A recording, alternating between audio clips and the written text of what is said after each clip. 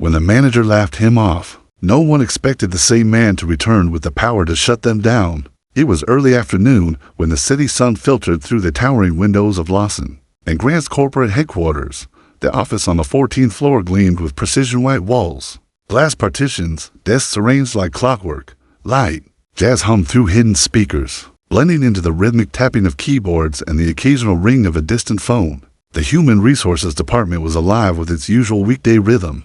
Candidates in crisp attire lined the leather seats of the waiting area, some rehearsing answers under their breath, others nervously scrolling through their phones. The scent of fresh coffee floated in the air, thanks to the ever-smiling receptionist, Maria, who moved gracefully between guests, offering small paper cups and a practiced, professional warmth from behind her polished counter. Maria looked up. As the glass doors parted again with a soft swoosh, a man stepped inside, pausing briefly to scan the room. David Brooks was in his late 30s. His suit was charcoal gray clean and carefully pressed, though the cuffs bore subtle signs of wear. His shoes were polished, his tie neatly knotted, and he held a leather portfolio under one arm. He didn't walk with arrogance, but there was a calm self-assuredness in his steps, the kind of confidence that doesn't need to be announced. "Good afternoon," he said with a nod and a kind smile. Maria blinked, caught slightly off guard by his poised demeanor, then recovered with a quick return smile. "Good afternoon, sir. Are you here for the hiring session?" "Yes." David Brooks. She checked her clipboard, made a mark beside his name. "Please have a seat. We'll call you shortly." David thanked her and took the only available chair beside a young woman biting her lip. As she stared into space, he sat straight, shoulders relaxed, eyes calmly taken in the office. He didn't fiddle with his phone. He didn't rehearse. He just waited behind one of the frosted glass doors. The hiring manager, Mr. Collins, reviewed the printed list of scheduled interviews. His finger stopped at a name, David Brooks. He frowned. Collins was in his mid-40s, clean-cut, with a tailored vest and the self-satisfaction of someone who believed he'd earned every inch of power he held. He prided himself on spotting talent the moment they walked in. To him, people were files measurable, sortable, and, when necessary, disposable. He leaned toward the blinds and pulled them down just enough to see into the lobby. His gaze swept over the row of candidates and landed on David. Something in his expression tightened. He didn't say anything at first, just stared for a second along. Then, turning away from the window, he muttered, "HMM, to no one in particular. Is something wrong?" asked Elise, his assistant, who had been typing quietly in the corner. Collins tossed the file onto the desk. "Yeah, I don't know why we're wasting time with half of these. Look at this one, David Brooks. No Ivy League background, no big-name companies. Probably just checked all the right diversity boxes." Elise hesitated. "He still met the qualifications, sir. Barely. Probably just wants to talk about opportunities and growth, the usual buzzwords. Let's cut him. Tell him the position's already been filled." She blinked. "But he's already here." Collins shrugged. "Then tell him late applicants don't get priority. Make something up." "I don't have time to entertain mediocrity today." Elise hesitated again, a flicker of discomfort in her expression. But she stood, smoothing her skirt, and walked toward the lobby, through the blinds. Collins watched her approach David. David looked up as Elise appeared, offering a pleasant smile. She stopped in front of him, voice low and apologetic. "Mr. Brooks," she said gently, "I'm very sorry, but the hiring manager just informed me that the position has already been filled." A subtle pause. David's smile didn't waver. His eyes, however, registered the moment. There was no confusion, no outrage, just a brief silence as if he'd seen this scene play out before. "I see," he replied calmly, rising to his feet. "Thank you for letting me know." He extended a hand, shook hers with quiet dignity, then walked toward the exit. Collins, still watching from behind the blinds, scoffed. "Didn't even fight it," he said, half amused. "That tells you all you need to know." But what Collins didn't notice, what he didn't care to see, was the way David paused at the glass door for half a second before leaving. How his eyes flicked back, not at the receptionist or the assistant, but at the company's mission statement framed beside the entrance: integrity, equity, excellence. The words were etched in bronze, a nice touch for visitors, maybe for show. David read them once. Then, silently, he stepped out into the sunlight. He didn't look back. Not yet. From the glass doors of the lobby, sunlight pooled across the marble floor like liquid gold, warm and inviting, almost deceptive in its serenity. Outside, the sounds of the bustling city hummed faintly, horns, footsteps, the distant wail of a siren. But inside the office, a quieter kind of noise persisted, a soft, humming tension beneath the polite professionalism. David Brooks stood motionless for a moment, hand resting briefly on the stainless steel door handle. Behind him, the receptionist offered a courteous nod, already turning her attention to the next name on the list. But David didn't leave right away. Instead, he turned slightly, just enough to let his gaze drift back across the lobby. His eyes flicked to the framed badge near the entrance, nestled beside the bronze mission statement. Lawson and Grant, a legacy of excellence in leadership and inclusion. His eyes lingered, not long, but long enough to notice the irony, long enough to memorize every word. Inside the interview room, behind the closed door, Mr. Collins adjusted the cuffs of his shirt and let out a small sigh. The kind people exhale when they think they've dodged something unpleasant. He didn't make a fuss. He asked without looking up. "No, sir," Elise replied as she sat back at her desk. "Just thank me and left." HMPH. Collins leaned back in his chair, lacing his fingers behind his head. "Wasting our time. Should have known." His voice was low, but not so low that Elise couldn't hear. She hesitated, eyes flickering over the man who signed her paychecks. She said nothing. It wasn't the first time she'd seen that subtle shift in Collins' behavior with certain applicants. Came in when their last names didn't sound proper, or when their resumes didn't sparkle with Ivy League sheen, or when, frankly, their skin color didn't match his unspoken expectations. But it had never been quite this blatant, and something about David Brooks unsettled her, not because he had done anything wrong. Quite the opposite. He had been composed, kind, direct. Something about his presence felt grounded, like a man who'd walked through fire, but still knew how to hold his shoulders high. And yet he'd been dismissed with nothing more than a shrug. Elisa's fingers hovered over her keyboard as she replayed the scene in her mind. The calm way he stood, how he looked her in the eye, not with challenge, not with desperation, but with knowing. A knowing that said, "I expected this. I've seen this before." Outside, David moved down the block with an unhurried pace. His steps were steady, posture upright, but his mind was in motion. Every detail of the interaction, every glance, every word, every micro-expression was stored. With precision, he wasn't surprised. Not really. He had seen the curtain pulled back in many places. The handshake that was too quick, the meeting that never got rescheduled. The interview cut short once they realized something. He didn't need a raised voice or slammed door to read a person. It was all in the subtleties. The timing, the tone, and Collins had all the tells. David reached into his coat pocket, pulling out a slim black phone. He tapped a single contact. The phone rang once. "Brooks here," he said when the call connected. "Just walked out." They made the call exactly as expected. A pause. No confrontation. "They dismissed me within 3 minutes. Assistant said the position was filled." He turned and glanced back at the glass building, its surface gleaming like nothing bad could ever happen inside. No, he didn't recognize me. That'll come soon enough. Back inside, Collins had moved on. He was leaning over a conference table now, chatting with 2 of his senior associates as they prepped for their afternoon meeting. "We've got that surprise inspection from HQ this week," one of them said. "They're doing a sweep across all branches." Collins snorted. "Yeah, they like to play watchdog once in a while, remind us they're still in charge. You think they'll send someone we know, hopefully someone with a brain." Last one was all about diversity metrics and bias audits, waste of everyone's time. He shook his head, walking to the window with a cup of coffee in hand. "We need people who fit here," he said casually. "I don't care what color they are, but I'm not going to hire someone just because they look good on a brochure." The others laughed lightly, the kind of hollow laughter that wasn't entirely comfortable.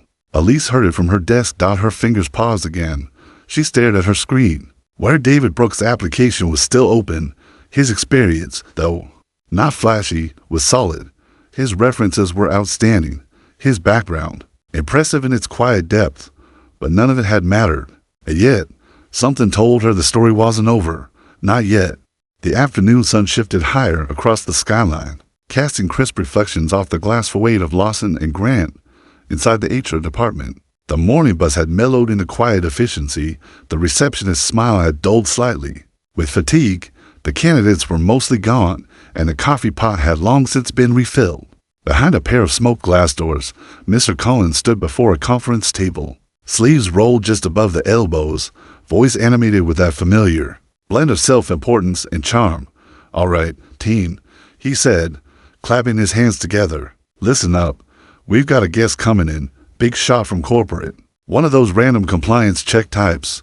You know the drill: nod, smile, say the right things. They're here to make sure we're hiring people the right way." He made air quotes around right. The team from managers from different departments chuckled politely, though none too loudly. Collins poured himself a fresh cup of coffee and leaned against the edge of the table. "Let's make sure we don't look a racist, huh?" he said with a smirk, eyes twinkling. A few heads turned. One of the younger managers gave a nervous chuckle. Elise, seated off to the side with a notepad, froze for half a beat. Her eyes flicked up toward him, but she said nothing. Collins didn't notice, or didn't care. "These inspections are nothing new," he continued breezily. "They come in, ask some questions, tick a few boxes, and leave. Just make sure your department numbers look tidy. Elise, pull up our last 3 quarters diversity hires and have it ready on the screen." "Yes, sir," she said softly, fingers already tapping. He raised his mug.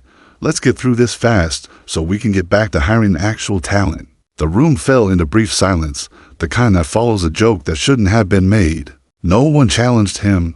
They never did. Collins was the kind of man who dominated a room not through fear, but through practiced confidence, the kind that dared anyone to correct him.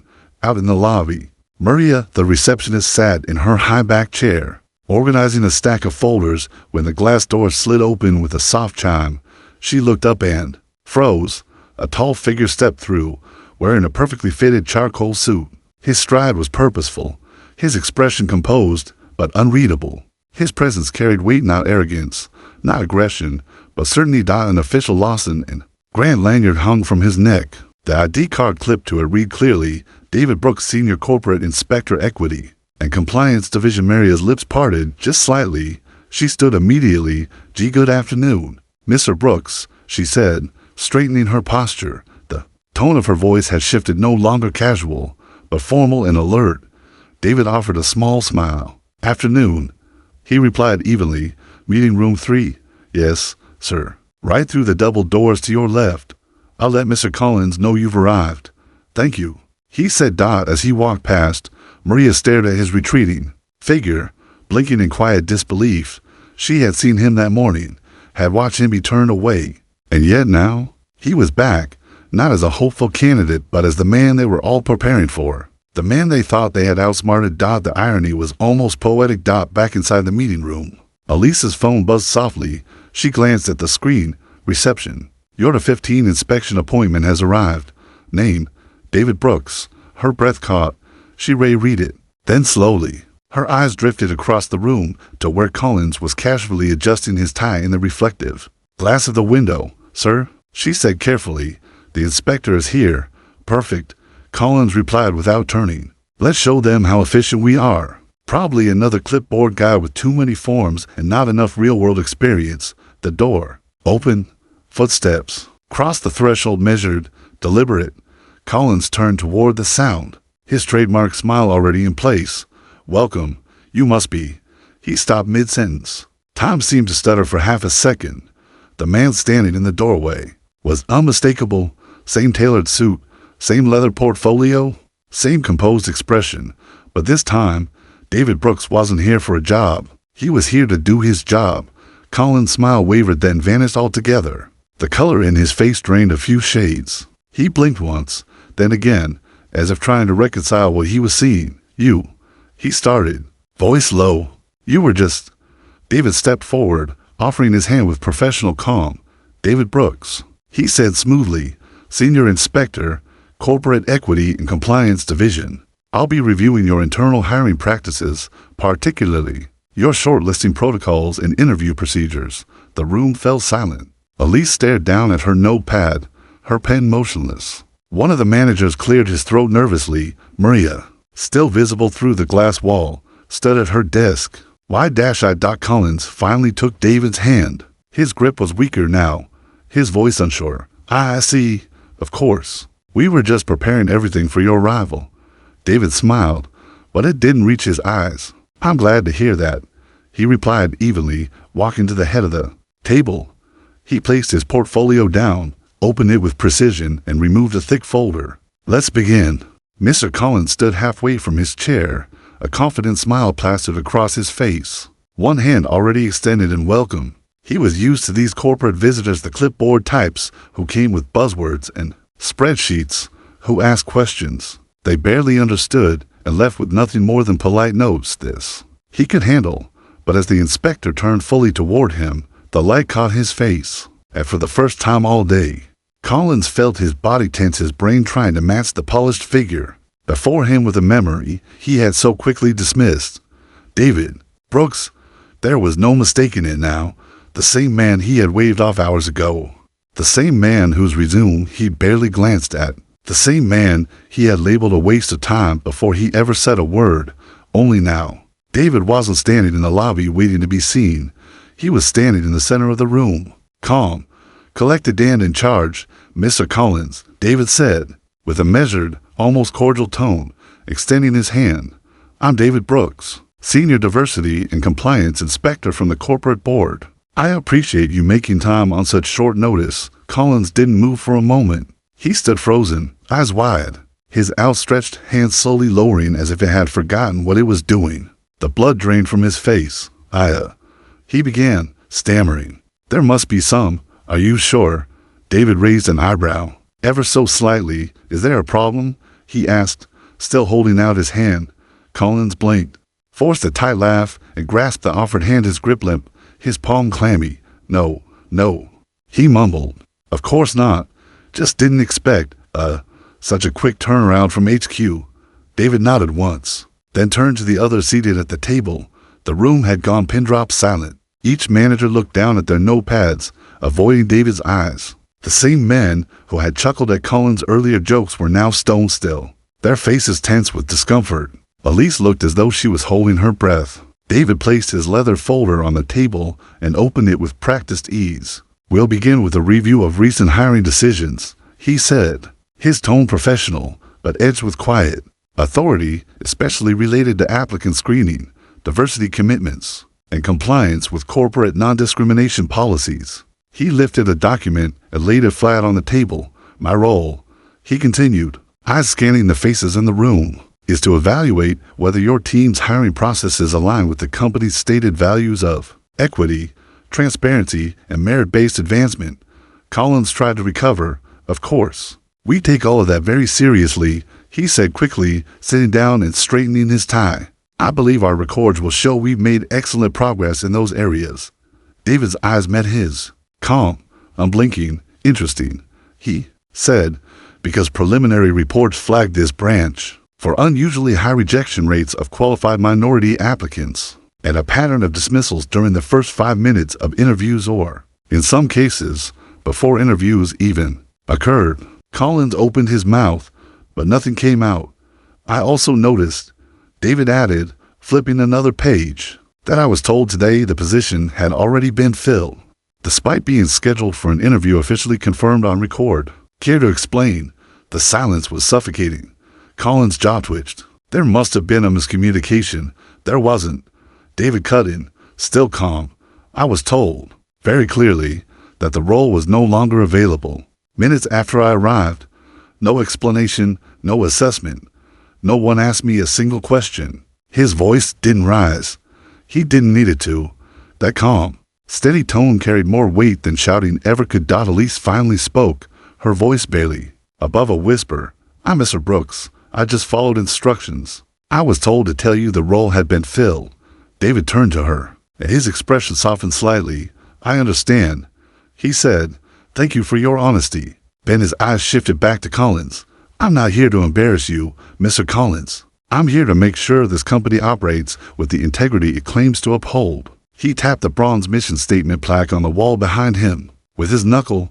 Integrity, equity, excellence. A company can frame words like these, he said, but they mean nothing unless they live by the people who lead it. Collins said nothing. The bravado had drained from him. the casual confidence replaced by a growing fear that something irreversible had just begun. David closed his folder gently and stood tall. I'll be speaking with your staff individually and reviewing past applicant records. After that, I'll make my recommendations to the corporate board. He glanced once more at Collins. And I'll ensure my report is complete. The silence in the room was no longer polite, it was dense, uneasy, the kind of silence that made even the ticking of a wall clock sound thunderous. David Brooks sat at the head of the sleek glass conference table, posture relaxed but precise, like someone who had no need to raise his voice to command a room.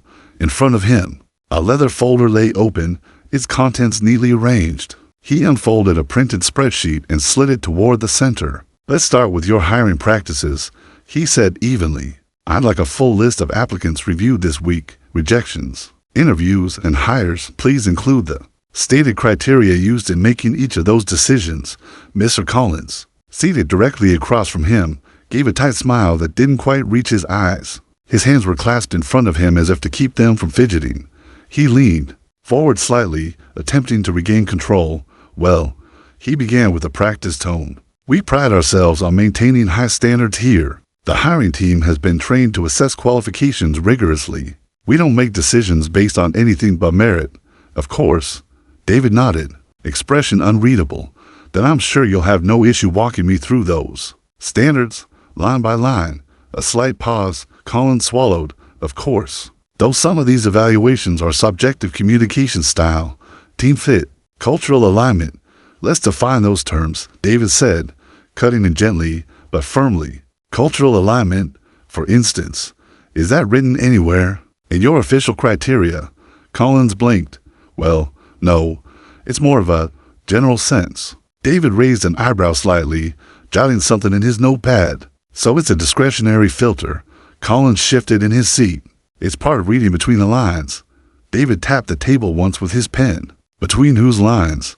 The room grew still again. Elise, sitting a few seats down, glanced away, her fingers curled tightly around her pen. One of the department heads cleared his throat, but said nothing. David flipped to the next document in his folder, a table of metrics, names blacked out, roles listed, final status color-coded, according to your own data, out of 40 to applicants. This week, 28 were rejected within the first round. 19 of those were individuals from underrepresented backgrounds. Of the 6 candidates who reached the second stage, none were from those groups.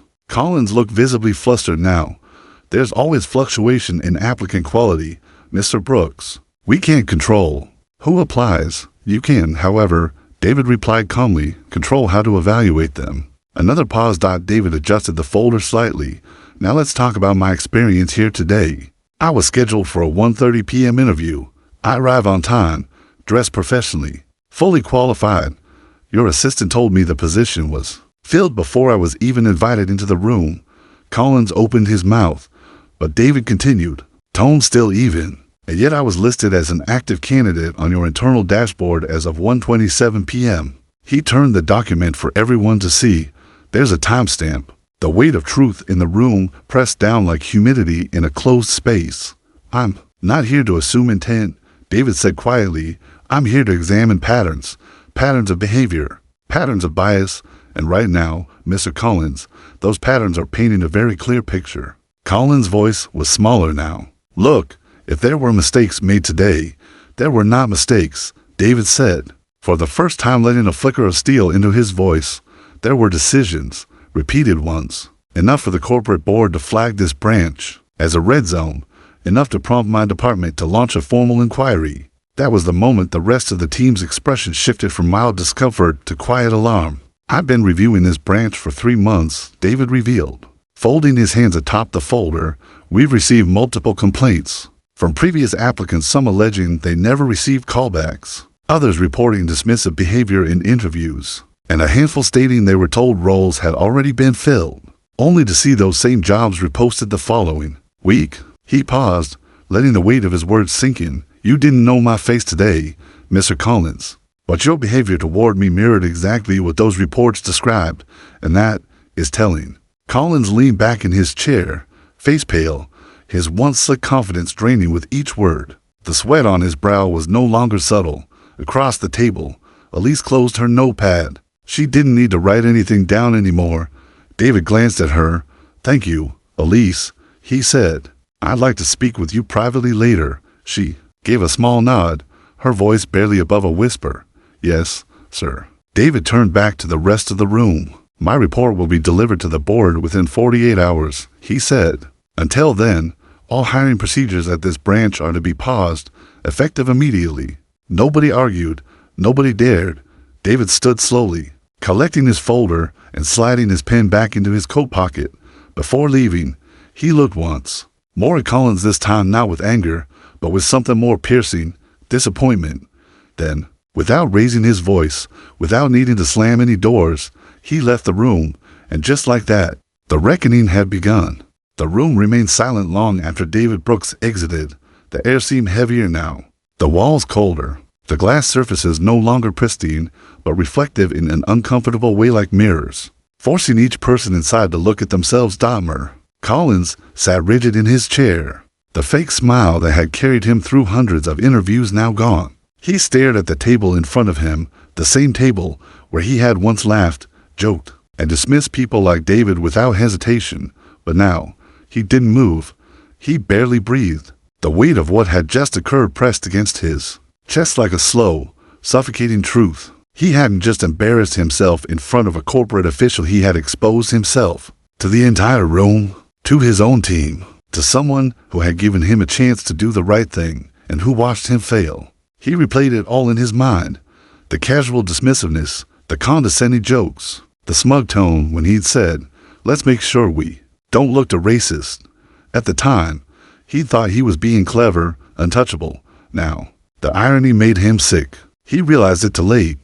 David hadn't just come to inspect paperwork or sit through a tidy slideshow of hiring stats. David had come in disguise, walking through the same doors every other applicant had, sitting in the same chair, facing the same test Collins had unknowingly designed for himself. And Collins had failed spectacularly across the table. Elise remained quiet. Her fingers, once fluttering across her notepad, now lay still in her lap. She stared down, unable to meet anyone's eyes. Shame curled up in her chest like smoke, thick, choking, bitter. She had known, not everything, but enough. She'd seen how Collins reacted to certain names, heard the offhand remarks, watched him toss away resumes he hadn't even read, brushing them aside with a casual, not a culture fit. She had played along, silently, safely, that morning. When David was dismissed without so much as a greeting, something inside her had twisted, but she had said nothing, and now David had spoken for all the voices like his that had been ignored here calmly, surgically, without ever raising his voice. Elise blinked, her eyes stinging. She thought about the look in his eyes when he left the lobby the first time, not angry, not even disappointed, just knowing. He had expected it. And that, she realized, was the worst part. She heard his voice again in her mind, clear and quiet. The thing about respect is that it costs nothing, but its absence tells you everything. Those words didn't slam into the room. They slid under the skin. They lingered. He hadn't accused. He hadn't threatened. He didn't need to. He let the truth speak for itself outside the glass walls. The office continued as usual. Emails sent, coffee sipped, phones ringing faintly in the background. But inside the meeting room, time seemed suspended, every person trapped in their own silent reckoning. One of the department managers, a man who had laughed earlier at Collins' remark, shifted uncomfortably and stood to leave. "I have a meeting," he muttered, though no one had scheduled anything. The others followed soon after, murmuring vague excuses, eager to escape the tension that clung to the air like static. Eventually, it was just Collins and Elise. He let out a slow breath and rubbed his temples. "Unbelievable," he muttered, mostly to himself. "I didn't even recognize him." Elise finally looked up. "That's not the point." Collins glanced at her, startled by the edge in her voice. She met his eyes. "It's not about recognizing him. It's about how to treat people when you think they don't matter." Her voice was soft, but it cut. Collins said nothing. There was nothing to say. For once, no smug reply, no slick justification came to his lips. David's words echoed again, this time louder in his memory. His absence tells you everything, and it had died in a single afternoon. Everything Collins had built on surface charm and selective judgment had been stripped away, all of it, laid bare under the quiet precision of a man he hadn't thought worth 5 minutes of his time. He leaned back in his chair and stared up at the ceiling, the fluorescent light suddenly, to bright dot out in the hallway. Footsteps faded as David made his way to the elevator. He walked tall, his face unreadable, but inside, he felt the kind of clarity that came not from revenge, but from justice. He hadn't come to expose a man. He had come to reveal a pattern, and now, the board would act. His part was done. As the elevator doors slid closed behind him, David exhaled deeply, not in exhaustion but in peace. Because sometimes, the loudest change begins with the quietest confrontation. The elevator doors closed with a soft ding, sealing David Brooks inside his mirrored chamber. As the numbers above ticked downward, he stood motionless, hands relaxed at his sides, expression composed, but beneath that calm exterior, there was a quiet, unshakable conviction, not satisfaction, not revenge, but something deeper, something earned. Outside the building, the city moved as it always did, unaware of the storm that had just passed silently through the 14th floor of Lawson and Grant. Cars honked, street vendors called out for customers. Briefcases swung in rhythm with polished shoes. Life continued, unaware that something had quietly shifted within the glass and steel tower behind them. Upstairs, the meeting room remained empty now. The chairs still circled the glossy table like ghosts of a conversation that no one would soon forget. The mission statement on the wall, integrity, equity, excellence, glimmered in the afternoon light, its shine now more accusation than aspiration. And in that silence, a voice seemed to rise, not spoken aloud, but carried on the breath of memory and consequence. We judge too quickly by what we see on the surface. The narration begins not from David, not from Collins, not from Elise, but from somewhere between them all. From the collective truth they had all touched in different ways. From the space where bias, dignity, and justice collided, we scan, resumes, we glance at faces, we hear names, and we think we know the story. But we don't. We see a worn-out suit and miss the man who built a career through resilience. We hear a name that doesn't sound familiar and forget that excellence isn't limited to what we're used to. We look at skin color, at background, at perceived fit, and we make a decision before a single word is spoken. Flashbacks flicker through memory. David sitting quietly in the waiting area, ignored. Mr. Collins pulling down the blinds, frowning without ever meeting him. Elise hesitating, caught between compliance and conscience. Laughter at the table before the mask was pulled away. Sometimes, by the time we realize our mistake, it's already written in ink. In another world, maybe Collins would have asked a question. Maybe he would have said, "Tell me about yourself, Mr. Brooks," and given David the space to show who he was. But he didn't, and he couldn't undo what was now permanently recorded in David's report, in Elise's conscience, and in the company's reputation. And the truth is, not everyone gets a second look. Down in the lobby, David walked past Maria at the front desk. This time, she didn't offer a practiced smile. She stood straighter, gave a respectful nod, not as a receptionist to a guest, but as one professional to another. Her eyes held a quiet gratitude. David returned the nod. He didn't need to say anything. The point had already been made. So we must treat people with respect, not because of who they might become. Quick flashes, a nervous applicant fumbling with their folder, an older man with a quiet voice passed over for being too soft-spoken, a woman in a hijab who smiled despite the way eyes slid past her, but because of who they already are. The truth settled like dust, slow and inescapable, because respect doesn't have prerequisites. It doesn't wait for a title. It isn't earned through power. It's owed, immediately and unconditionally, to every human being who walks through the door. Inside the HR office, Elise stood alone now. She hadn't gone back to her desk. She simply stood by the window, looking out toward the city below. Her reflection hovered in the glass, blurred, uncertain, but watching. And for the first time in her career, she asked herself the question she had long avoided. How many had I watched walk away in silence? Back on the street, David turned a corner and disappeared into the crowd. Just another man in a suit, just another figure among thousands. But today, he had reminded an entire company of what their posters claimed to stand for. Not with anger, not with vengeance, but with clarity, poise, and truth. Because when you judge someone by their appearance, you risk missing the greatness that walks silently among you. And when you deny someone respect, you reveal far more about yourself than them. So look closer, listen better, judge slower, because the next person you dismiss might just be the one holding your future in their hands.